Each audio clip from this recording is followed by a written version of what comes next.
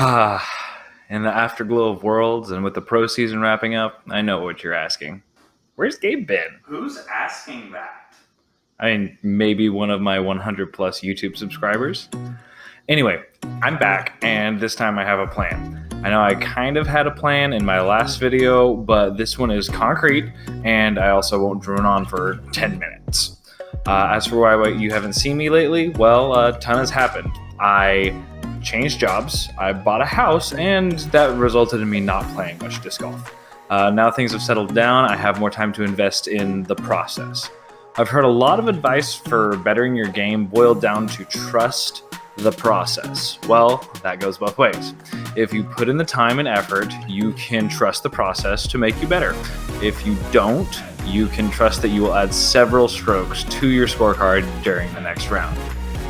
Over the past 6-ish months, my rating went up to 845, down to 840, and now it's popped back up to 844. I played a few tournaments, but I didn't play particularly well. I placed 21st out of 31 in recreational at a local C tier. That's what happens when you average 775 golf over 2 rounds. After that, I buckled down and practiced my putting and my drives a couple of weeks before I actually moved up to intermediate to play in the 41st annual Norman Pro-Am. I averaged 847 over 3 rounds, and I placed 41st out of 48. I moved up because I was tired of having to call people out on stuff like picking up someone else's disc before they finish a hole, and being respectful of everyone's time before and during a throw. I saw some better competition, and honestly, I think I played better from playing up a division. I definitely average better golf than I usually do in rec.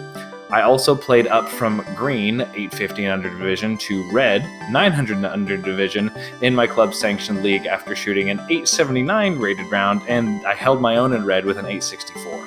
Both at Mitch Park, one of the most challenging courses in the OKC metro area.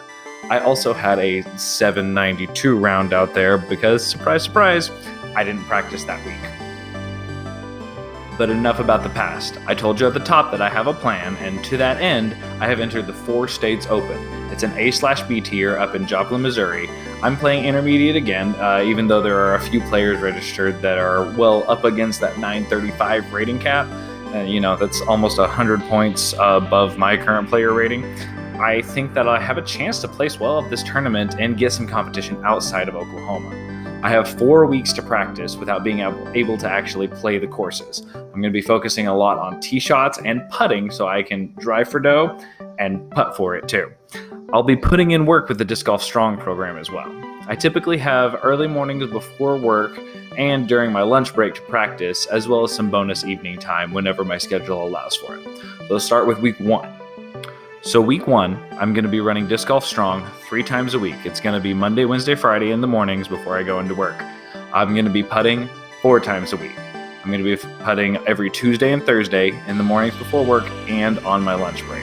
So Tuesday, Thursdays will be big putting days. I'll be doing field work 3 times a week.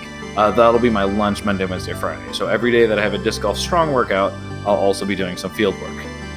During this first week, I'll also get 1 practice round at least at Delisi, the original layout, because the courses up in Joplin that we'll be playing, they're more open park style golf, so I want to practice on that type of course. So I really love having an event I can really focus on and build my schedule around and build toward. I also have a long-term plan with some outcome goals. So first, I want to reach an 850 rating. I've given myself until January 2020, so next year, to do that. That gives me about 3-4 months to get my player rating up there. And then I want to be 900 by the time June 2020 rolls around. I realize that that's going to be a big ask if I don't get up to that 850 rating by January, so I'm really striving for that first one. I also want to get to 950 by October of 2021.